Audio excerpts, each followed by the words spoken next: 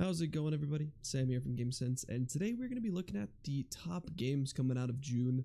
This is just going to be 5 games that I am really excited for, and we're just going to kick it off with, I think, probably the most controversial game on this list, and that's going to be Diablo 4. You know, love it or hate it, Diablo 4 is going to be probably one of the largest releases of this year. Hopefully it does go very, very well, coming off the back of Diablo Immortal.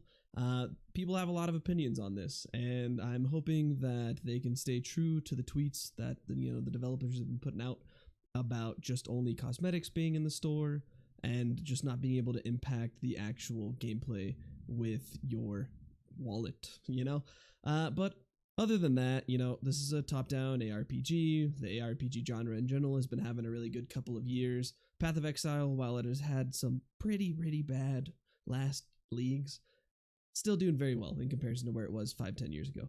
So Diablo 4 is going to be coming out on June 1st if you did buy that deluxe or ultimate edition, and it's going to be coming out on June 5th if you just did not pre-order the game. It's coming out on PS5, PS4, PC, Xbox Series X, and Xbox One all at the same time, so regardless of what you have, you will have access at the same time. Going into the classes, we got 5 classes to choose from, which are going to be the Barbarian, the Druid, the Necromancer, the Rogue, and the Sorcerer.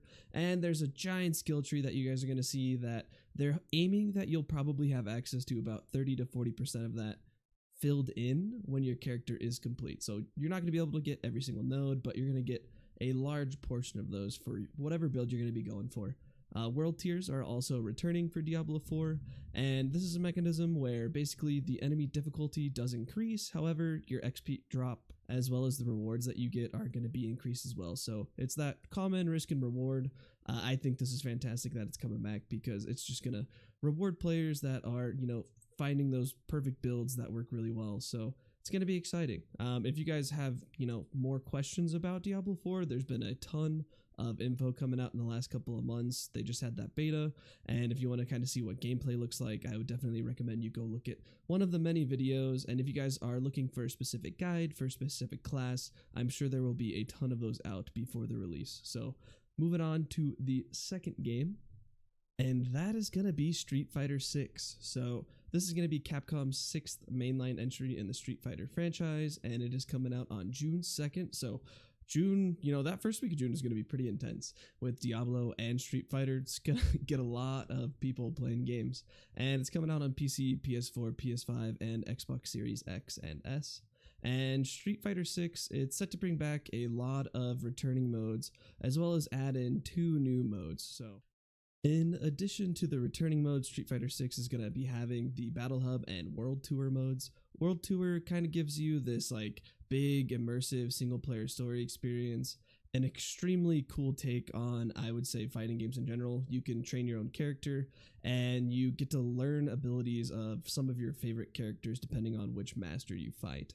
And I just think that's really cool from a standpoint of someone who's not really super huge into fighting games, but Street Fighter's always been that mainstay, and the ability to kind of not to belittle this, but make it like your me in Smash Bros. And pick your favorite moves from your favorite characters. I just think that's pretty nifty. Battle Hub, on the other hand, is just like the multiplayer kind of, and it serves as like this social hub where people can kind of actually hang out and play either mini games or just 1v1 basically. So I think that is pretty interesting in comparison to what they have done previously. Street Fighter 6 is also kind of aiming to make it accessible to new players, introducing this new kind of modern control type is what they're calling it.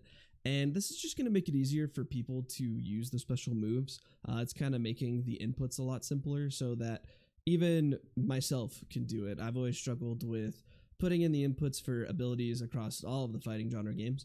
And so I think this is going to be one of those things that makes it much more enjoyable for someone who just wants to play a fighting game but not be the best in their friend group at it. You can go play through this new cool story mode and still have a good time. They're going to be adding a couple new characters, and you're also going to see a lot of your old normal mainstays like Chun-Li and Ryu, so look forward to it. Street Fighter 6 is going to be a fun time. Moving on to the third game in this list, we're going to be going to a PlayStation, not exactly exclusive, but they're going to be able to play it for 6 months before anybody else is allowed to touch it, and that is going to be Final Fantasy 16. Obviously, there's been a ton of hype about this game.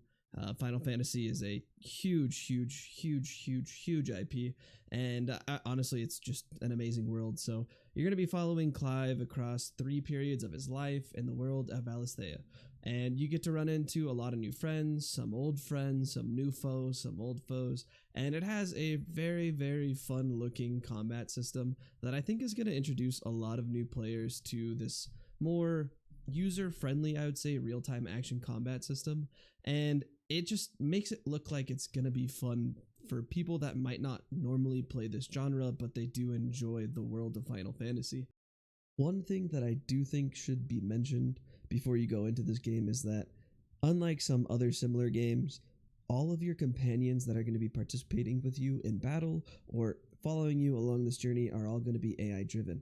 And the reason why this was done is because Clive apparently has so many unique abilities in his arsenal, on top of the fact that they were really trying to bring in new players to this action game. They really thought that it would be best for your companions to be AI driven so that you don't have to worry about putting in all of their inputs, doing all of their controls in a battle, just to make it easier for those new players. And while for some people this might sound like a negative, I do think that this is just going to be one of those quality of life things. I do hope that this doesn't negatively impact battles, because obviously if you can control what all of your teammates are doing, it's going to be a lot easier for you to do combos or target specific enemies and things of that nature. But hopefully they are making them intelligent enough to, let's say if you try and focus one person, they understand that you're trying to focus down one person. But we will see. In general, I am still extremely excited for Final Fantasy 16, and I cannot wait to play. Moving on to the 4th game in this list, this is something that definitely holds a special place in my heart. The Alien and Predator series have been huge for me growing up, definitely some of my favorite movies, and just honestly one of my favorite concepts ever. Aliens Dark Descent, and it is set to come out on June 20th, so also this week, of June 20th is pretty hype. There's a lot of good games coming out, with our last game also coming out on June 20th.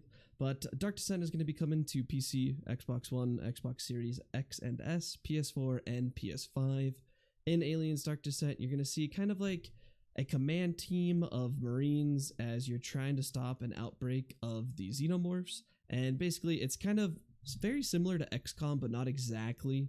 If you watch some of the gameplay, you'll see it has a very special take on your normal RTS type game. And I'm very interested because it's just such a fun universe to be a part of, with aliens just being amazing. They also looks like they added a couple new enemies that we may not have ever seen before. There's going to be unique abilities and weapons for all of these different types of classes that your Marines are going to be a part of. And there is a permadeath in this game, so if you end up sadly losing one of your teammates, your squad mates, you are not going to see them again. So I always feel like that adds a nice hint of spiciness. It's probably not going to be that detrimental, but you might just, like a character for some reason, and you don't want them to die, so you're going to play him really far back, keep him as a sniper or something like that. But it looks like a very exciting game from a fantastic IP, and I am very excited. While it's not exactly the Alien Isolation sequel that I think pretty much everybody wants because that's one of the best horror games ever, this is shaping up to be a fantastic addition to the Alien franchise. And then lastly, on to our final game. This is another one that really holds a special place in my heart, and I think a lot of people's hearts. I hope that this stuff just keeps coming out for the rest of my life, and that is going to be Crash Team Rumble.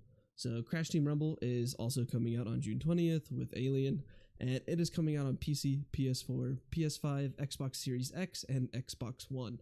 So this is definitely a newer take on Crash games. It's going to be a multiplayer game where players are required to gather up Wumpa fruits and then deposit them into something, looks like maybe like a bank or some type of chest, and whoever has the most gathered fruit at the end will ultimately win, basically. You're going to be playing some of your favorite characters like Crash, Tawna, Cortex, people of that nature that you've seen throughout the whole series, and they're going to be playing specific roles. So there's a scorer, there's a blocker, and there's a booster, and they each have their own powers and kind of ways to play them that's going to distinguish them from each other. So I'm assuming it's going to be somewhat similar to, not exactly Rocket League, but you're going to have your offense, you're going to have your defense, you're going to have your support type roles, basically. and you're just gonna go collect these Wumpa fruits and just put them away.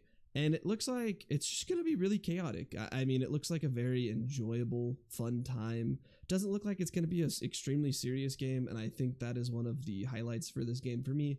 I feel like the series and this IP in general has always been very just like chaotic, relaxing, really fun story, really unique characters. And I think that they've done a really good job in this game, just continuing that theme that they've been going for the whole time. So I'm extremely excited for this game, and I'm extremely excited for all of these games. I think probably the one I'll spend the most time on is going to be Diablo, and that's just because I'm a sucker. So I don't know what to tell you. I also suck at games like Street Fighter, so Diablo is definitely going to be my top game for this month. But let me know down below if you have any games that are off this list that you are also excited for. I'm always looking for more games to play. And if you guys have any opinions on the games that are releasing from this list, definitely let me know down below also. So as always, guys, thanks for liking and subscribing. I really appreciate it, and I hope to see you on the next one.